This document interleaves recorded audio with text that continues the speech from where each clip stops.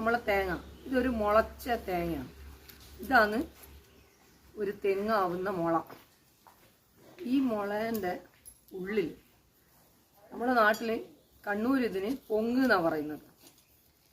ഇത് ഫുള്ള് നിറഞ്ഞു പോയി. കാരണം ഇതിൻ്റെ ചെടി വളരെ വലുതായി വന്നിട്ടുണ്ട്. അതുകൊണ്ട് ഇത് നിറയെ ഉണ്ടാവും. ഇതിൻ്റെ അകത്ത് പൊങ്ങ്. ഇതാണ് പൊങ്ങ്. ഇങ്ങനെ എടുക്കുമ്പോൾ ഇതാണ് പൊങ്ങ്. വേണ്ട, ഇത് മുഴുവൻ ഭക്ഷണമായിട്ട് എടുത്ത് ഇത് പൊങ്ങ. ഇതൊരു സ്പോഞ്ചി ആയിട്ടുള്ള ഒരു സാധനം. ഇത് നല്ല ഭക്ഷണമാണ്. ഇത് ഫുള്ള് കാർബോഹൈഡ്രേറ്റും 64% കാർബോഹൈഡ്രേറ്റാണ്. ഇത് ഇങ്ങനെ നല്ല ഭക്ഷ്യയോഗ്യമായ. പക്ഷെ ഇത് കൂടുതൽ വലിപ്പത്തിൽ വന്നുകൊണ്ട് ഇത് വേണ്ട, വെള്ളത്തിൻ്റെ അംശം ഇതിൽ നിറയെ ഉണ്ടാവും. നല്ല സ്പോഞ്ചായിട്ട് ഇളം മധുരത്തോടു കൂടിയുള്ള ഒന്നാണ്.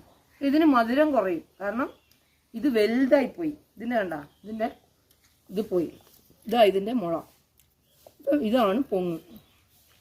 ഈ പൊങ്ങ് ഭക്ഷ്യയോഗ്യമാണ്. ചെടിയിൻ്റെ ഇതൊരു ചെറിയ തേങ്ങയാണ്. ഇത് ചില സമയം ഇതിൻ്റെ ഏറ്റവും രുചിയുള്ള പൊങ്ങ് എന്ന് പറയുമ്പോൾ ഉള്ളിലത്തെ പൊങ്ങ് ചെറുതാവണം. ആയാലും മാത്രമേ. ഇതും ഫുൾ നിറഞ്ഞു പോയി. അപ്പം ഇതും ഫുൾ പൊങ്ങാണ്. ഇതും അത്ര രുചി ഉണ്ടാവില്ല. പക്ഷെ ഇതിൻ്റെ ഉള്ളിൽ മാത്രം വന്ന് ചെറിയ പൊങ്ങുണ്ടാവും.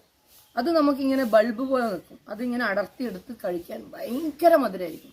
അപ്പം ഇത് പണ്ടേ ഒരു വർഷത്തെ തേങ്ങ പിന്നെ ആകുമ്പോഴാണ് ഈ മുളച്ച് വരുന്നത്. പക്ഷെ ഇത് ഇങ്ങനെ വരുമ്പോഴെന്താ വെച്ചാൽ നമുക്ക് ഇതിനെ കൊണ്ട് തേങ്ങേൻ്റെ വാല്യൂ കുറയും. പൊങ്ങ് കുറേ കിട്ടുന്നേ ഉള്ളൂ.